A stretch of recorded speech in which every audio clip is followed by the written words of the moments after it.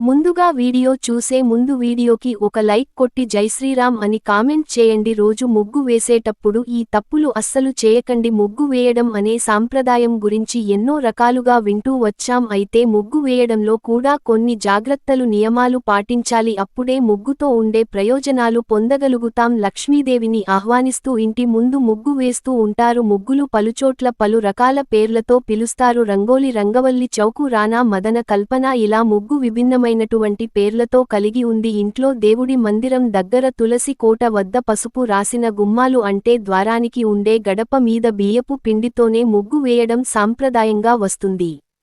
అందుకే ఇంటి బయట పెరట్లోనూ ఇతర ప్రదేశాల్లోనూ ముగ్గులు వేయడం ఆనవాయితీగా వస్తుంది. ముగ్గులు వేయడం వెనక శాస్త్రీయ, ఆరోగ్య, ఆధ్యాత్మిక రహస్యాలు ఎన్నో దాగి ఉన్నాయి. ముగ్గు వేయడం వెనక సైంటిఫిక్ రీజన్స్ ఉన్నాయని తెలుసు. ముగ్గు వేయడం వల్ల ఆడవాళ్లకు వ్యాయామం అవుతుంది. ఒంగి లేవడం కారణంగా వాళ్లకు ఎలాంటి అనారోగ్య సమస్యలు ఉండవు. అందుకే రోజు ఇంటి ముందు ముగ్గు వేసే సాంప్రదాయం తీసుకొచ్చారు. ఇంటి ముందు ముగ్గులు పసుపు కుంకుమ వేస్తున్నారా? అయితే ఏమవుతుందో ఇప్పుడు ఈ వీడియో ద్వారా మనం తెలుసుకుందాం. ముందుగా ఈ వీడియోకి ఒక లైక్ కొట్టి మా ఛానల్ని సబ్స్క్రైబ్ చేసుకోండి. లైక్ కొట్టడం మాత్రం అసలు మర్చిపోకండి. వీడియో చూస్తున్నారు కానీ లైక్ కొట్టడం లేదు. దయచేసి ఒక లైక్ కొట్టండి. ఆ ముక్కోటి దేవతల ఆశీర్వాదం నీపై ఉంటుంది. ముగ్గు వేసే పొడిని ముగ్గు పిండి అని కూడా అంటారు. బియ్యపు పిండితోనూ లేదా రెండు కలిసిన మిశ్రమంతోనూ రంగవల్లి వేస్తారు. అన్ని పురాణాల్లో రంగవల్లి ప్రస్తావన కనిపిస్తుంది. అయితే చాలామంది ముగ్గులు పసుపు కుంకుమలు వేస్తూ ఉంటారు, పువ్వులు చల్లుతూ ఉంటారు. అలా ముగ్గులో పసుపు కుంకుమలు పువ్వులు వేస్తే ఏమవుతుంది? అసలు వేయవచ్చా వేయకూడదా అనే విషయాలు కూడా మనం ఇప్పుడు ఈ వీడియోలో తెలుసుకుందాం. ముగ్గుల పుట్టుక గురించి ఒక పురాణ కథ కూడా ఉంది. అదేంటంటే కొన్ని యుగాలకు ముందు ఒక రాజు ఉండేవాడు. ఆయనకు ఒక గురువు ఉన్నాడు. ఆ గురువుగారికి లేకలేక పుట్టిన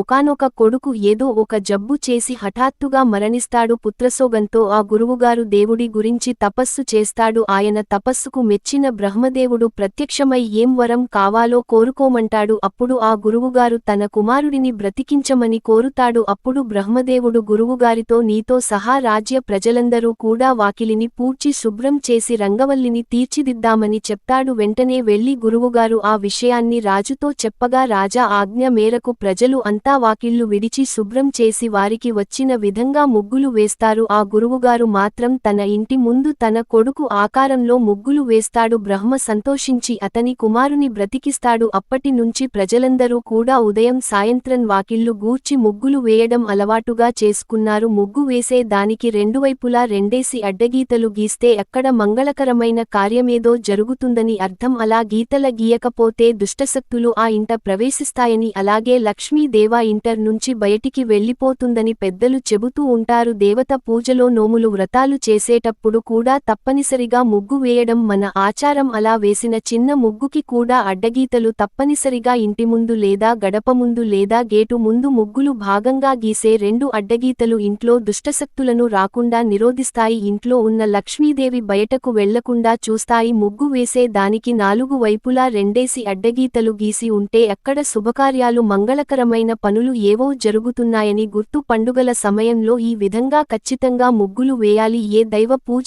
చేస్తూ ఉన్న దైవాన్ని ఉంచే పీఠం ముందు మధ్యలో చిన్న ముగ్గు వేసిన సరే నాలుగు వైపులా రెండు అడ్డగీతలు తప్పకుండా గీయాలి. నక్షత్రం ఆకారం వచ్చే విధంగా గీతలు వేసిన ముగ్గు భూతప్రేత పిశాచాలను ఆ దరిదాపుల్లోకి కూడా రాకుండా చూస్తుంది. అంతేకాదు మనం వేసే పద్మాలతో కూడిన చుక్కలు ముగ్గులో కూడా అనేక కోణాలు దాగి ఉన్నాయి. అవి కేవలం గీతలే కాదు, యంత్రాలు కూడా. ఇలాంటి ముగ్గులు యంత్ర తంత్ర శాస్త్ర రహస్యాలను కూడి ఉండడం వలన మనకి హాని కలిగించే చెడు శక్తులను దరిచేరనివ్వవు. అందుకే ఏ ముగ్గు అని తొక్కకూడదు అని పెద్దలు చెబుతూ ఉంటారు. తులసి మొక్క దగ్గర అష్టదళ పద్మం వేసి దీపారాధన చేయాలి. యజ్ఞ ఏగాదులలో యజ్ఞగుండం మీద నాలుగు గీతాలతో కూడిన ముగ్గులు వేయాలి. దైవ కార్యాలలో కూడా నాలుగు గీతలతో కూడిన ముగ్గులు వేయాలి. నూతన వధూవరుల తొలిసారి భోజనం చేసే సమయంలో వారి చుట్టుపక్కల పుష్పాలు, తీగలతో కూడిన ముగ్గులు వేయాలి. దేవతలు ఉన్న ముగ్గులు అంటే ఓం స్వస్తిక్, శ్రీ వంటి పవిత్ర గుర్తులతో కూడిన ముగ్గులు ఎప్పుడూ కూడా వేయకూడదు. ఒకవేళ వేసిన వాటిని తొక్కకూడదు.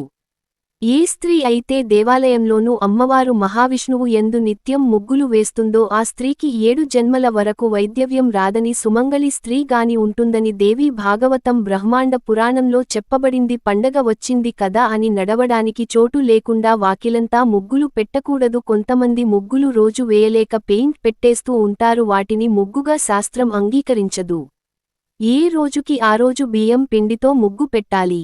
అప్పుడే అది ముగ్గు అవుతుంది. ముగ్గు పాజిటివ్, అలాగే దైవశక్తులను ఇంట్లోకి ఆకర్షిస్తుంది. ముగ్గులు ఒకప్పుడు సూచకాలుగా పనిచేసేవి. పూర్వం రోజుల్లో సాధువులు, సన్యాసులు, బ్రహ్మచార్యులు ఇంటింటికి తిరిగి భిక్ష అడిగేవారు. మీ ఇంటి ముందు అయితే ముగ్గు ఉండదో ఆ ఇంటికి వెళ్లేవారు కాదు. వారే కాదు, అడుక్కునే వారు కూడా ముగ్గులేని ఇళ్లకు వెళ్లేవారు కాదు. ముగ్గు లేదంటే అక్కడ ఆ శుభం జరిగిందని గుర్తు. అందుకే మరణించిన వారి ఇంట్లో కర్మలు చేస్తుంటే ఆ రోజున ఉదయం ఇంటి ముందు ముగ్గు వేయరు. కర్మ పూర్తి అయిపోయిన వెంటనే అది మధ్యాహ్నం అయినా సరే ముగ్గు వేస్తారు. ముగ్గుల వెనక సామాజిక, మానసిక, ఆరోగ్య, ఆధ్యాత్మిక అనేక రహస్యాలు, కోణాలు దాగి ఉన్నాయి. మనం ఆచరించే ఏ ఆచారము మనం మూఢనమ్మకం కాదు. మన ఆచార సంప్రదాయాలన్నీ అనేక అర్థాలు, పరమాత్మతో కూడినవి. అలాగే ముగ్గులు ఎప్పుడైనా సరే తెల్లవారుజాము 5:30 నుండి ఉదయం 6:30 లోపు వేసేయాలి. ఈ సమయంలో వేస్తేనే లక్ష్మీదేవి ప్రసన్నత అనేది ఆ ఇంటికి కలుగుతుంది. ఒక ముగ్గు వేసే సమయంలో చాలామంది ముగ్గులు పసుపు కుంకుమలు వేస్తూ ఉంటారు. కానీ అలా చల్లకూడదు. ఎందుకంటే పసుపు కుంకుమలను మనం శుభకార్యాలకు వాడుతాము కాబట్టి ఏ ఇంట్లో పెళ్లి కార్యక్రమం మొదలవ్వాలి అన్న పసుపును దంచడంతోనే ప్రారంభమవుతుంది. అలాంటి పవిత్రమైన పసుపు కుంకుమలు ముఖ్యమైన వేయకూడదు. పసుపు కుంకుమలు నేలపై తాకకూడదని పురాణాల్లో చెప్పబడింది. ఎవరి ఇంటి ముందు అయితే ముగ్గు వేసి అందులో పసుపు కుంకుమ చల్లుతారో ఆ ఇంట్లో వారు అనుకోకుండా తొక్కే అవకాశం ఉంది. పవిత్రమైన పసుపు కుంకుమలను తొక్కడం వలన అశుభం జరుగుతుంది. మరికొంతమంది ముగ్గుపై పుష్పాలు వేస్తూ ఉంటారు. కానీ అలా కూడా చేయకూడదు. పుష్పాలను ఒక గొబ్బెమ్మలలో మాత్రమే పెట్టాలి. ఆ గొబ్బెమ్మను ముగ్గిపోయి పెట్టాలి అంతే కానీ ముగ్గుపై పుష్పాలను, పుష్పరేఖలను చల్లకూడదు. పండగ సమయంలో లేదా సంక్రాంతి రోజున వేసే ముగ్గులు రంగులు వేసుకోవచ్చు కానీ పసుపు కుంకుమలు చల్లకూడదు. చాలామందికి తెలియక ఇలా చేస్తూ ఉంటారు. పసుపు కుంకుమలను కాలతో తొక్కకూడదు. ఈ విధంగా జాగ్రత్తగా ముగ్గులు వేసుకుంటూ మన వాకిలిని రంగురంగుల హరివిల్లులుగా మార్చుకుంటే లక్ష్మీదేవి మన ఇంట్లో కొలువై ఉంటుంది. చెడు శక్తులు, దుష్టశక్తులు, నెగిటివ్ ఎనర్జీ లాంటివి ఇంట్లోకి రాకుండా పరిరక్షిస్తుంది. ముగ్గులు మన సాంప్రదాయాల్లో ఒక ప్రత్యేక స్థానాన్ని కలిగి ఉన్నాయి. ఇవి కేవలం అలంకరణ మాత్రమే కాదు, ఆరోగ్యపరంగా, ఆధ్యాత్మిక, శాస్త్రీయంగా ఎంతో మహత్తరమైన ప్రాముఖ్యత కలిగి ఉన్నాయి. మన పెద్దలు చెప్పిన నియమాలను పాటిస్తూ నిత్యం వాకిలిని శుభ్రపరిచి ముగ్గులు వేయడం ద్వారా మన ఇల్లు, కుటుంబం సుఖసంతోషాలతో ఉండగలుగుతాము. అయితే పసుపు కుంకుమలు, పుష్పాలు